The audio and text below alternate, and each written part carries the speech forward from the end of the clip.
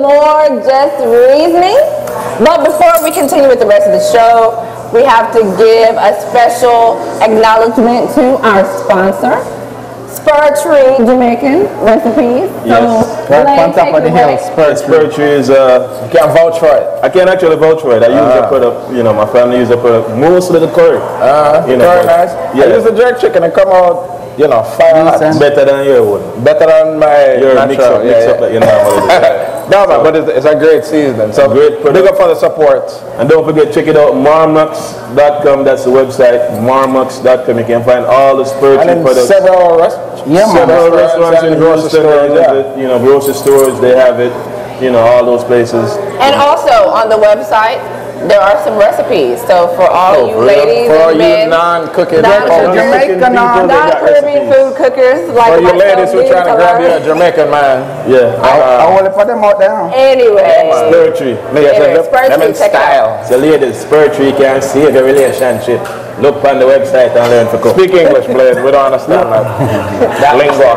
Girl, you better can cook. Okay. Good day for your pretty looks. Okay. All right. Now this is going to be an interesting topic for you former selectors. Former? Okay, Once a selector, always a selector. Let me say about him, but okay. yeah. Anyway, on the musical topic, veteran British selector David Rodigan talks about the direction that reggae music, dancehall music is going. He's saying that it's kind of losing its artistic identity. How do you feel about that? Is that true? Do you agree? Yes, I agree. I think it's a very legitimate point. I think we are losing a lot of.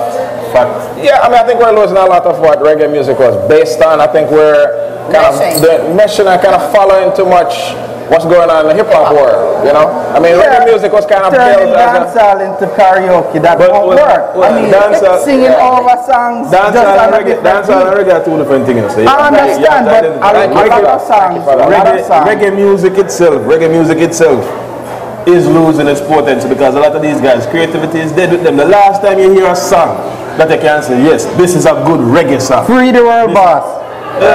I feel like that was probably Bitty McLean. Right. Was a good production slam, Stephen Marley. But it's sad that you actually have to count. Oh, that one. You know what? The way I feel, I think people are still making that music, but that's just not the music that's popular. That's popular. The music that's popular is that down to the musicians or is that down to the radio? You know what? You can't say the same thing for hip hop music. Because I used to really love hip hop music. Now I just kind of like it. 90s. Yeah, you know, same thing with reggae music. Everything is just real commercial. It's just about, you know, Hennessy and girls and weed and that's it. But you have to understand, these guys need to eat. And they're going to do whatever is needed to eat. But that's actually what I was going to say, because I understand that. I don't blame them. Back when reggae was good, it was about the bands, it was about people like the bass and then pocket big buck. And not just pocket buck, you have records. So records used to steal. You couldn't bootleg a record. You can't copy a record. You can't send your record for the cell phone. You know what I'm saying? So all them things that used to contribute to the musicians having the ability to produce more music. Another thing that this points out to me, I think it's good in many ways, but I think American culture is very dominant throughout the world. If you go to any other countries, you know, American influence is in everything. And that's because of cable, because of satellite. You know, you watch BET, you watch MTV, and you know, much more so when I was in Jamaica, when we didn't really have those outlets, so we kind of had our own thing. If you go to the UK, you go to anywhere throughout the Caribbean, everything is very Americanized, and that's good. Big up for America, but we have to maintain what we have. But you know, this is the thing, though. In terms of music, the hip hop culture. The hip hop culture is a derivative of reggae music. True. Reggae gave birth to hip hop. A lot of people don't know this. So why have they gotten so lazy? That's a key word. I mean, they're lazy. I don't think it's lazy. It's a combination. It's not just lazy. It's a combination of enough time writing these lyrics. You don't have why there's no message. They're doing what they need to make money, like they mentioned earlier. You rarely have artists going in studios using a band. doing a good production. People hear the same auto-tune over and over. I don't mind it. I like that. I mean, it sounds good, but the thing is, listen to that song.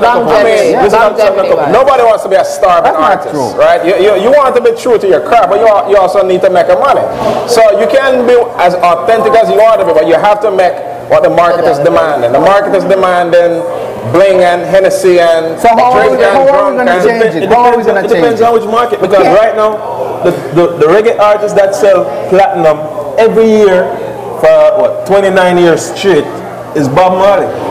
That show that people still buy the true reggae. Our good market. Everybody, if you look at it, Dennis Brown still coming close to that. Some years he got platinum, some years he got gold. Black Uhuru, Junior Reid, but they still come up with sales. If you look at the nation right now, the top consumer of reggae music, what nation do you think that is? Japan. No. I just tell what I'm France is the top consumer of reggae music. I think with dancehall music, there was a period of time around 2003, 2004, when you kind of felt like dancehall was really kind of taking over, right? And then it just dropped off. You know, it's like with Sean Paul, Ellie, it was all over everything, and then it kind of dropped off. And right now, you know, with Cartel, Lock Up, and Free World, dancehall is, you know, Cartel and Buju Lock Up, Free Buju, you know, but I think we're struggling as you know, if you look at music sales, reggae music is way down. Well, I mean, so where do you think the next direction for dancehall reggae is going to go? I think in order to see we just more creativity. We just have to sit down and write some meaningful lyrics. Because that's not going to happen. I think all these artists need to just log on to myflavor.com. And that will fix everything.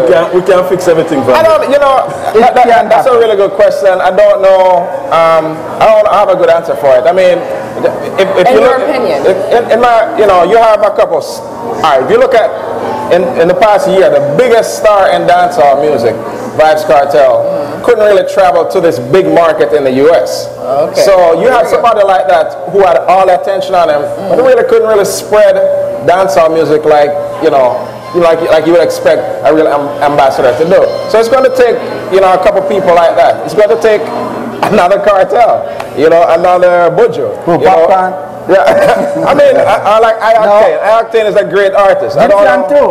I'm alright. Popcorn nice, I-Octane nice, but them not going to carry the flag by themselves. Somebody who have the ability to, you know, cross over, to, you know, go into all of these people's houses and stuff. Well, right now we can't cross it. I do understand. Yeah, probably him. I do understand that this hits home for you, DJs, but we're going to move on to the next. We are here to save reggae music. That's what we're here to do. If I could get in the studio, I would march for reggae. I can march for the Batman. Anyway, awful. Okay, let's move on. CARICOM. I don't make them write your check. Not my check, homie. Let's talk. Now let's move on. Let's move on. Make sure you edit that video, right? We're going to move on now. All right. Okay, let's talk about the future of CARICOM. Of course, there's some inner disputes within the organization. It seems to be in crisis at this point. And for those of you who don't know what CARICOM is, it's a 15-member Caribbean regional organization that... It's like the Caribbean UN. Yeah, basically, it's much like that. But they're in crisis right now, so... I mean, as everything else, the Trin is trying to come and run everything, you know. Please disregard. My question is, why is Jamaica part of CARICOM? What are you doing for us? What do you mean? You have several of those Caribbean countries, you need a visa to go there. So if we have a partnership, why are you putting up barriers to get there? Okay, that's one issue, but do you not think that we are stronger together than we are apart? I'm not saying that. We used to be the strongest country in the Caribbean. Okay. Right now we're behind the last person. True. Right. What CARICOM have to do with that? What CARICOM have to do with that? Because it's because of CARICOM? If you were a team, you wouldn't let one fence fall that far. No, what you want them to do? Help us. Help us. Jamaica to go and beg for help. Jamaica of course. All right, you know what? If we don't ask for help, we are going to be left we behind. We should be begging for, anyway, I mean, look, Jamaica. Okay, I believe we need to ask for help because we can't do it by ourselves. With CARICOM, it's hard to have CARICOM because one, every country in CARICOM is an individual. Every country has their own money. Right? And at the end of the day, if it don't make money, it don't make sense. Right? Bottom line has to be the same bottom line. If they had CARICOM and they did like what they did in UN when they had the Euro, it probably would make more sense. Because individually, we as a Caribbean can't stand it also. But together you look at like Grenada, which is a spice island, you look at Jamaica, whose primary produces bauxite, banana, stuff like that. You look at Trinidad, who has petrol, stuff like that. If we're intertrading within the Caribbean, the CARICOM itself can survive. Right, of course. As long as each person looked at like, me nah give them none of my Exactly. Regardless of what you think, Jamaica needs a bailout. We need a bailout, right? And even if you don't want to accept that, we are not. But look here, okay, so if Jamaica go and get this bailout, then what? You keep us up there. You think you don't just give us the money and then disappear. Our problem's bigger than that, man. So I mean, you can't just give us money and think things are going to get fixed. What is your opinion then? What should Jamaica do? The bailout is a part of it, but my personal opinion, I'm not talking about Jamaica in particular. I'm talking about the purpose of the organization. I think Jamaica should adopt the same scenario that India adopted. Yes, India is bigger. Yes, India has more people. But they came up with what I think is a genius idea: be Indian, buy Indian. They did that for decades, and that's how they got out of the IMF. But we are way into IMF. We can't pay all. The way CARICOM is structured is the same thing with West Indies. West Indies itself came up with all of us teaming up together, united. So which is a great transition to our next topic. Yes, just dive right into it. But anyway, along the same note, this whole thing with the West Indies cricket team, which basically entailed the Caribbean nations forming one cricket team and that dominated. The best in the world. Now there's some talks about them separating and having their own individual teams. How do you feel? And do you think that's a great idea? The way it's being run right now, the way it's being run, you can't really fault the people who want it to be segregated. You can't fault them. But I personally feel like the people who are running it don't have that sense of pride, that sense of love. Now, that initially the persons who formed it had. Because initially when it had, it was, I mean, he had a documentary that, he was explaining to me, where it makes a lot of sense. It was all these slaves that got freed, all these slave masters who used to have this sport called cricket, and we used to just serve the drinks and clean up afterwards. They finally said, okay guys, you can play. We're like, oh, for real? Okay, let's unite. We're going to beat y'all.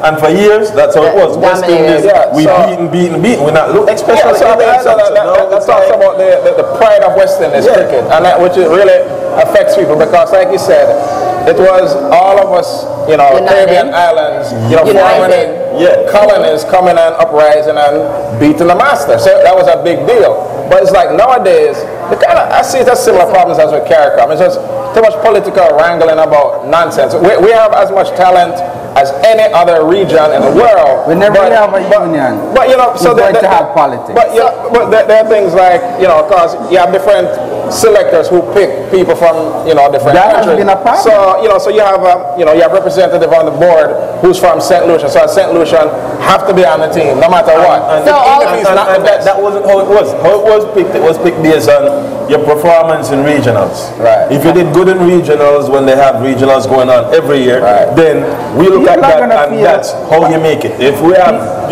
4 Jamaicans who did, because most we normally have holding before or whatever, they will have 2-2, but they pick them based on that. No, it's like me know you are my friend, or me come from Trinidad, too much politics, personal influences. So all in all, do you think it'll be a good idea for West Indian sport? I think it will be a sad individualize it's better together. It's better together. It's a sad thing. And better in what sense? Not better in terms of quality of play.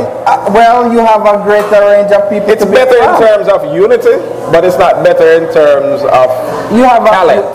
You have a larger Jamaica by itself can beat West Indies. Trinidad by itself can beat West Indies. We're going to take a quick 5-minute break and we will be right back.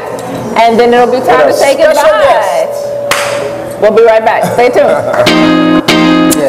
At Subway, there's something for everyone.